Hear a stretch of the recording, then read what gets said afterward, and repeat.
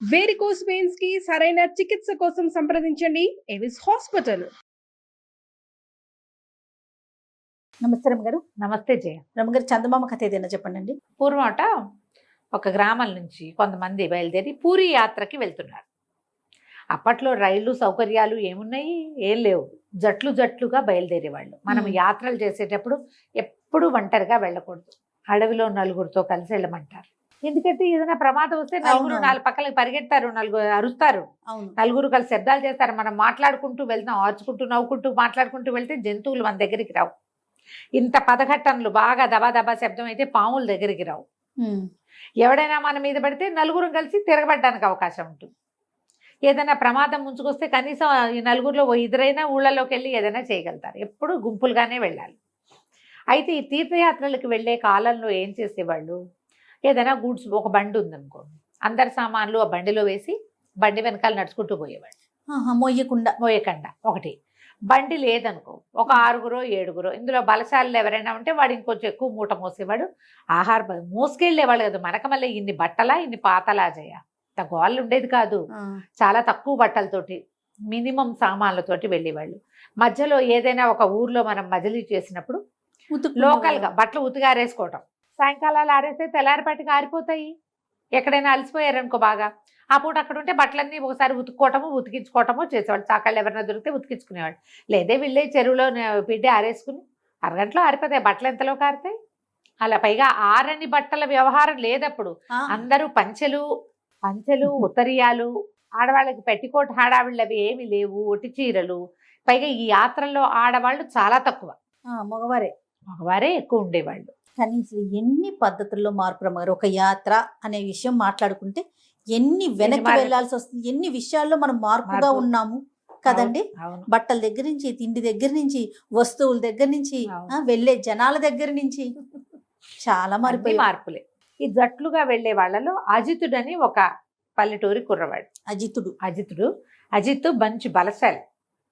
కర్రసాములో వాడిది అందవేసిన చెయ్యి, చాలా గట్టివాడు.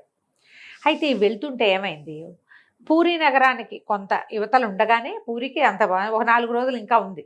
రఘు అని ఒక దోపిడీ దొంగ, వాడు నాయకుడు. వాళ్ళు పట్టేశారు వీళ్ళని. పట్టేస్తే వీళ్ళ దగ్గర ఏముంటాయి, ప్రయాణం అక్కడ పూరిలో సమర్పించడానికి ముడుపులని మొక్కులని అక్కడ ఇచ్చుకోవడానికి అక్కడ కర్మకాండాలు అవి చేసుకుంటారు. ఇక అంటే మన ఏమంటారు, తర్పణాలు అవి విడవడానికి ఎక్స్ట్రా డబ్బు చిన్న చిన్న మూటల్లో దాచిపెట్టుకుంటారు. ఎంతో కొంత ఓ కడియమనో ఏదో ఉంటాయా ఉంగరాలనో ఇవన్నీ కొట్టేశారు. ఆ రఘు ఏం చేశాడు, ఒక పెద్ద గుంపుని వేసుకుని వీళ్ళ మీద పడ్డాడు. దారి దోపిడీ వాళ్ళు పడేసరికల్లా అజిత్ మంచి కరసాము కదా, వాడు తిరగబడ్డాడు. చేత వచ్చిన వాడు ఆగడు కదా. తిరగబడేసరికల్లా రఘు గట్టిగా అరిచి కేకలు పెట్టాడు. ఏమిటి కాళికదే వరప్రసాదిని నాకు నా మీద తిరగబడతావుగా అన్నాడు. ఇక కొట్టాడు, అది కొట్టాడు, ఇది కొట్టాడు. మొత్తానికి 4 మీద పడి ఈ అజిత్తుని పట్టేశారు. కొంతమంది పారిపోయారు, అందరి దగ్గర నుంచి డబ్బులు లాగేసుకున్నారు. తిరగబడ్డాడు కాబట్టి వీడిని వదిలిపెట్టలా వాళ్ళు, మిగిలిన వాళ్ళని వదిలేశారు. అయితే వాడి బంధుపడు దొంగలు ఇంకా ఉన్నారు కదా, దారి దోపిడీ వాళ్ళంతా అన్నారు, కత్తి ఒకటి ఇచ్చారు రఘుకి. ఇచ్చి ఒక్క వేటితో వీడి తల నరికేయమన్నారు. అనేసరికి కాదు తలనరికేదు, సర్వలక్షణ సంపన్నంగా ఉన్నాడు, వీడిని కాళికకి బలిద్దాం.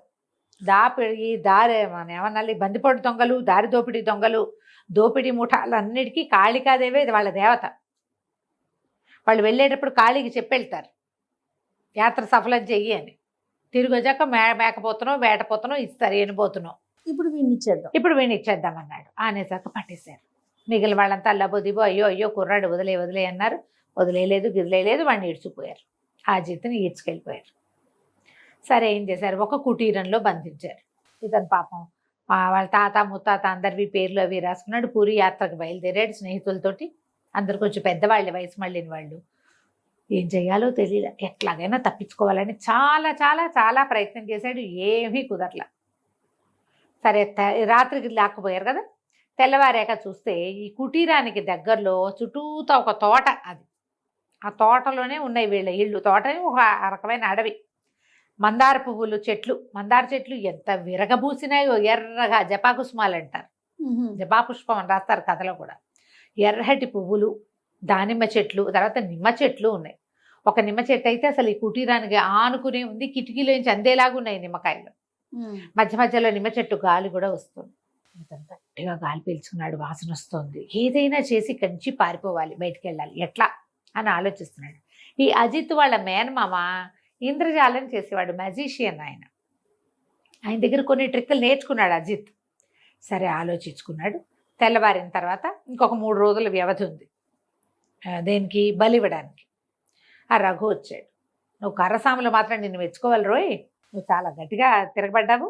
అదే నువ్వు ఎట్లా ఉన్నావో చూడడానికి వచ్చాను, నీకేమి దెబ్బలు తగిలినాయేమోనని. ఎందుకంటే దెబ్బలు తగిలిన వాడిని కాళి బలికి వల్లదు, దెబ్బలు తగలకూడదు అనేసరికల్లా అజిత్ అన్నాడు, సిగ్గులేదు నీకు, ఇంత పరాక్రమవంతుడివి, ఈ దారిదోపిడీలు ఏమిటి, ఇంత బలశాలివి, పని చేసుకుని బతకాలి మీరు. పైగా మా కాళి ఒప్పుకుందంటావు, కాళికి ఎందుకు ఒప్పుకుంటుంది? ఎవరినైనా కొట్టి చంపడానికి, ఇతరుల సొమ్ము ఉచితార్థం తీసుకుని తినడానికి కాళి ఒప్పుకుంటుందా? కాళికి పేరు పెట్టుకుని నువ్వు ఇలాంటి పనులు చేస్తున్నావు. చక్కగా నిజాయితీగా బతకండి, అందరూ బలశాలు, నాగలు పెట్టి దున్నారంటే పంటంతా మీదే, ఇట్లాంటి పనులు చెయ్యొద్దు నువ్వు అనేసరికల్లా లాగ్ కొట్టబోయాడు రఘు, 3 సలహాలు ఇవ్వద్దని. కానీ ఇతనికి ఏదైనా దెబ్బ తగిలితే దీనికి పనికిరాదు, బలి ఇవ్వటానికి అనేసరికల్లా ఏం కాదు, నువ్వు ఇట్లాంటి పిచ్చి పిచ్చి కబుర్లు చెప్పద్దు మాకు, మేము ఎంతమందినో వేసేసాం, ఎంతమందినో కాళికి బలిచ్చాం, ఎన్నో బలు ఇచ్చాం, కాళికి ఎప్పుడు మా వైపే ఉంది. ఒకవేళ కాళి ఒప్పుకోలేదనుకో, ఆవిడకి నచ్చలేదనుకో, మేము ఎప్పుడు జయించేవాళ్ళం కాదు, కానీ మేము ఎప్పుడు జయిస్తున్నాం అంటే ఇప్పుడు ఒప్పుకుంటోంది. బలికి ఒప్పుకుంటుంది, బలికి ఒప్పుకుంటోంది. నువ్వు మేము బలిస్తాం, ఎనిపోతనిస్తాం, ఏటపోతనిస్తాం అని చెప్పి వెళ్తున్నావు, మా పని సక్సెస్ అవుతుంది, ఏటనిస్తున్నాం. ఆమెకు నచ్చింది కాబట్టి. అంటే కాదు కాదు, కాళి నాకు చెప్పింది, కాళికాదేవి చెప్పడం వల్లే నిన్ను మార్చడానికి వచ్చాను నేను అందుకే దొరికిపోయాను నీకు అనేసరికల్ నువ్వు ఇలాంటి కబుర్లు చెప్పొద్దన్నాడు. ఇద్దరు బోల్సేపు వాదించుకున్నారు. వాదించుకుంటే ఏమన్నాడు, సరే నేను నీకు నిరూపిస్తా, కాళికాదేవే నన్ను పంపించిందని నీకు నిరూపిస్తే ఏం చేస్తావన్నాడు అజిత్. అనేసరికి రఘు అన్నాడు, సరే నువ్వు నిరూపించు. ఎట్లా నిరూపిస్తావు అంటే, ఏదైనా ఒక సామాన్యమైన వస్తువు కావాలి అని అటు ఇటు చూశాడు. అక్కడ ఒక కాగితం పడి, ఆ కాగితాన్ని పర్రమని చింపాడు మధ్యలోకి. తను తెల్ల ముక్క పెట్టుకున్నాడు. తను ఒక పేపర్ తన దగ్గర ఉంది, 2వ పేపర్ రఘు చేతిలో పెట్టాడు. పద కాళికాదేవి దగ్గరికి వెళ్దాం అన్నాడు. కాళి దగ్గరికి వెళ్ళారు. పెద్ద కాళికా విగ్రహం ఉంది అక్కడ. జపా పుష్పాలు తీసుకో, అమ్మవారికి దేంతో పూజ చేస్తారో మొత్తం మెడంతా మందార పువ్వుల మాల, అమ్మవారి పెద్ద జేజి దానికి బయట పెట్టి చక్కగా ఆయుధాలు అవి ధరించి మీదకి వస్తానన్నట్టుగానే ఉంది. అన్నీ మందార పువ్వులే. కింద పాదాల దగ్గర అంతా మందార పువ్వులు సమర్పించారు. ఒక బౌల్లో నిండా మందార పువ్వులు పోస్తుంది. జపా పుష్పం తీసుకో, ఆమెకు చాలా ఇష్టం కదా. నువ్వు నేను ఇద్దరు జపా పుష్పాన్ని పేపర్ కాగితం మీద రుద్దుతాం. కాళిక ఎవరి వైపు ఉంటే వాడు రుద్దిన కాగితం ఎర్రబడుతుంది, ఎవరి వైపు లేదో వాడికి నల్లగానో నీలంగానో వస్తాయి. నీ కాగితం నల్లబడుతుందో నా కాగితం నల్లబడుతుందో చూద్దాం. రఘు ఏమంటాడు, కాళికాదేవి దయ వల్లే నేను బలి ఇవ్వడానికి నువ్వు నాకు దొరికావు, నువ్వు నాకు వరప్రసాదానివి, కాళికా వరప్రసాదానివి నువ్వు కాదు, నా కోసం వచ్చావు, నువ్వు మనిషిని బలేస్తానని చెప్పా, అందుకే మనిషిని చిక్కిచ్చింది నాకంటాడు. కాదు నిన్ను మార్చడానికే నన్ను నీకు చిక్కిచ్చింది అంటాడు అజిత్. సరే ఇద్దరు చేరుకోక మందార పువ్వు తీసుకున్నారు. వాళ్ళకి తెలుసు అక్కడ ఉన్న వాళ్ళందరికీ, మందార పువ్వుని నలిపితే అంత ఎర్రటి పువ్వు నల్లగా అవుతుంది, వేళ్ళు కూడా కొంచెం రంగు మారుతాయి, ఏరుపెట్లా వస్తుంది. అవును, అందరికీ తెలిసిందిగా, లోక సహజమైంది. సరే చెరో మందార పువ్వు తీసుకున్నారు, తొడుని దగ్గర పట్టుకుని పేపర్ల మీద రుద్దారు. 1 నిమిషం తర్వాత ఆశ్చర్యం జరిగింది. అక్కడ రఘు చేతిలో ఉన్న కాగితం నీలంగా నల్లగా మసిమరకల్లాగా కనపడుతున్నాయి, లేత రంగు మసి. కానీ అజిత్ దగ్గర ఉన్న కాగితానికి మాత్రం ఎర్రటి రంగు వచ్చింది. ఆశ్చర్యపోయారు.